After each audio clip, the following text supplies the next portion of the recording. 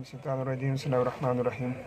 ناظرین، یہ آپ کو یہ بات بخوبی علم ہوگی کہ جناب طارق عزیز کے والد محترم کی قبر ایبٹ آباد میں ہے، لیکن ایبٹ آباد میں کس جگہ ہے، کیسے اس تک پہنچا جا سکتا ہے، کیسے وہاں جا کے فاتح خوانی کی جا سکتی ہے، اس کے بارے میں آپ کو چند لمحوں بعد ہم انشاءاللہ بتائیں گے۔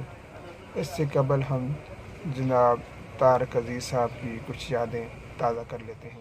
عمرانیات کے طالب علم یہ کہتے ہیں کہ اگر کسی ملک کو دیکھنا ہو کہ وہ کتنا خوش قسمت ہے تو چار چیزیں دیکھو کہ کیا اس ملک کے پاس ہیں۔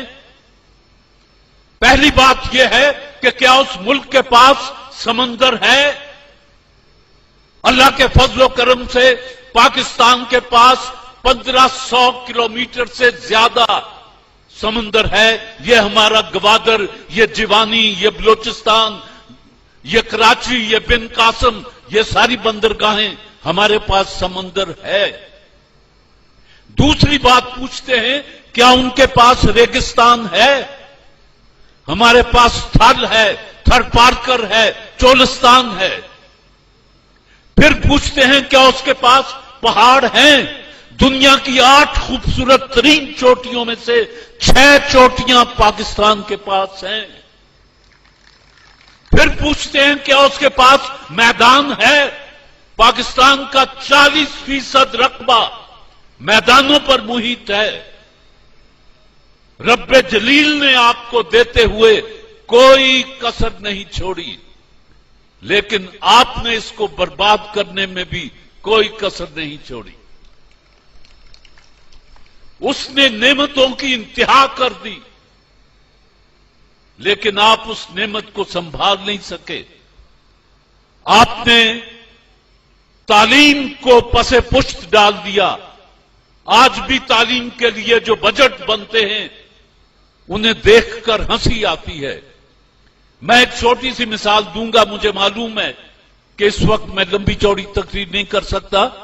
وہ جب شکیل نے مجھے کہا کہ آپ 2-3 منٹ بول لیجئے گا تو میں نے کہا مجھے 3 سال چاہیے تقریر کی تیاری کے لیے 3 منٹ بولنے کو۔ کہنے لگے کہ آپ تو گھنٹوں بولتے ہیں۔ میں نے کہا ابھی لے چلو، اگر 2 گھنٹے کی بات ہے تو ابھی لے چلو، اس میں کیا فرق پڑتا ہے۔ 3 منٹ بولنا بڑا مشکل کام ہے، 3 گھنٹے بولنا بڑا آسان کام ہے۔ 20 میں سے 3 گانے گانا بڑا مشکل کام ہے، 20 کے 20 گا دینا بڑا سوکھا کام ہے۔ آپ یہ دیکھیں، میں آپ کو موٹی سی مثال دیتا ہوں تعلیم کی۔ اس وقت دنیا میں مسلمانوں کی تعداد 1 ارب اور 50 کروڑ کے قریب ہے۔ گویا دنیا کا ہر 5واں یا 6واں آدمی مسلمان ہے، اور اس کے مقابلے میں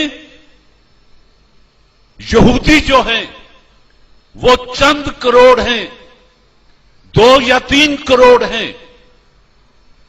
امریکہ میں ہیں، افریقہ میں ہیں، یورپ میں ہیں، پاکستان میں ہیں، یا ادھر ادھر اسرائیل میں ہیں۔ ہم 1 کروڑ، 1 ارب 50 کروڑ، وہ 5 کروڑ، اور پچھلے 100 سال میں 200 نوبل پرائز میں سے 180 پرائز جو ہیں وہ یہودیوں کے پاس ہیں۔ آپ کے پاس صرف 3 ہیں۔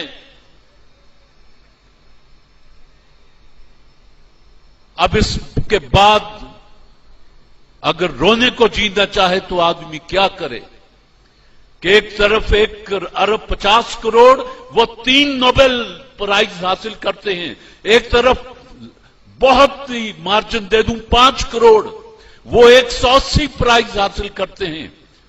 معیشت ان کے ہاتھ میں۔ کارل مارکس کون تھا؟ یہودی تھا۔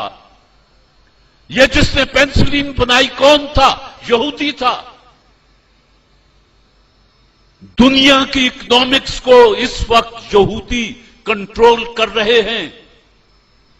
اور میں آپ کو ایک بات بتا دوں، ذہن میں رکھیے گا کہ آپ کے بچوں کا دودھ تک یہ ملٹی نیشنل کمپنیاں اس پر قبضہ کر چکی ہیں۔ जिस दिन चाहेंगे आपके बच्चों को भूखा मार देंगे। सिर्फ दूध की बात कर रहा हूं, और पाकिस्तान दुनिया में दूध पैदा करने वाला 5वां मुल्क है, लेकिन आता सब कुछ उधर से ही है। बिस्किट भी उधर के आते हैं, गंदम भी वहीं से आती है। मेरे पास वक्त कम है और दिल के जख्म ज्यादा है, ज्यादा नहीं कहूंगा, सिर्फ ये कहूंगा कि आप, ये फैसलाबाद ताजरों का शहर है, यहां तिजारत बहुत होती है।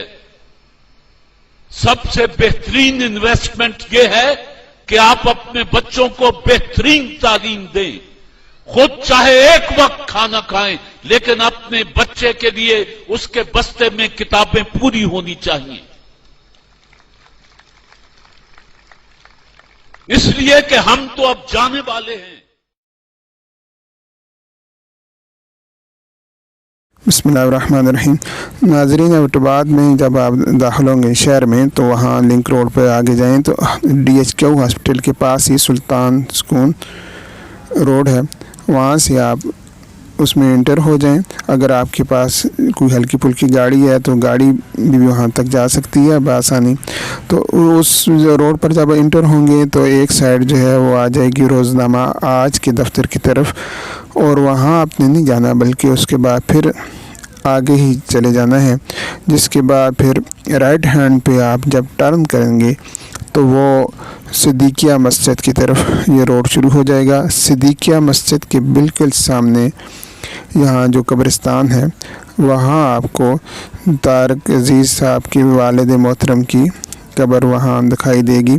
अब इतना बड़ा कब्रिस्तान में इसमें ढूंढना कदरे मुश्किल है, लेकिन इसकी आसान तरीका यह है कि यहाँ जो दरख्त सर के नज़र आ रहे हैं उसमें जो सबसे पहले जो दरख्त होगा तो उसके बिल्कुल नीचे आपको मियाँ अब्दुल अजीज़ साहब पाकिस्तानी मरहूम, जो कि 25 जून 1961 में वफ़ात पा गए थे और यहाँ मदफून हैं, वहाँ आपको उनकी कब्र नज़र आ जाएगी। तो यहाँ आप फातिहानी भी कर सकते हैं और उनकी लिए दुआए मग़फ़िरत कर सकते हैं। इसी तरह ये एक बड़ा कब्रिस्तान है, लेकिन इसमें मियाँ अब्दुल अजीज़ साहब की कब्र भी आपको आसानी से दिखाई देगी। तो ये एबटाबाद शहर में लिंक रोड से अंदर जाकर सुल्तान सुकून रोड के अंदर से सिद्दीकिया मस्जिद का आप किसी से पूछ लेंगे। सिद्दीकिया मस्जिद के बिल्कुल सामने जो कब्रिस्तान है वहाँ आपको मियाँ अब्दुल अजीज़ साहब की कब्र दिखाई देगी। अगर आपके पास गाड़ी नहीं भी है तो सुल्तान सुकून रोड से वहाँ तक पैदल रास्ता जो है 5-7 मिनट का है, जो आप आसानी से तय कर सकते हैं। इसलिए जब भी आपका एबटाबाद में जाना हो, जो स्कूलों का शहर है, चनारों का शहर है, वहाँ आपको इस कब्र की ज़ियारत भी करें और इन जो कि तारक अजीज़ साहब भी सच्चे पाकिस्तानी थे और उनके वालिद मोहतरम भी सच्चे पाकिस्तानी थे, उनके लिए दुआए मग़फ़िरत भी करें। अल्लाह ताला से दुआ है कि उन्हें जन्नतुल फ़िरदौस की नसीब फरमाए और उन्हें अपनी रज़ा से हमकनार करें। मुकाबी शान से झपटे थे जो बेबालों पर निकले, सितारे शाम के खूने शफक में डूब कर निकले। मुकाबी शान से झपटे थे जो बेबालों पर निकले, सितारे शाम के खूने शफक में डूब कर निकले। हुए मदफून दरिया ज़ेर दरिया तैरने वाले, तमाचे मौज के खाते थे जो बनकर गोहर निकले। गुबारे रह गुजर हैं कीमिया पर नाज था जिनको, जबीन खाक पर रखते थे जो अक्सीर गर निकले। मुकाबी शान से झपटे थे जो बेबालों पर निकले, सितारे शाम।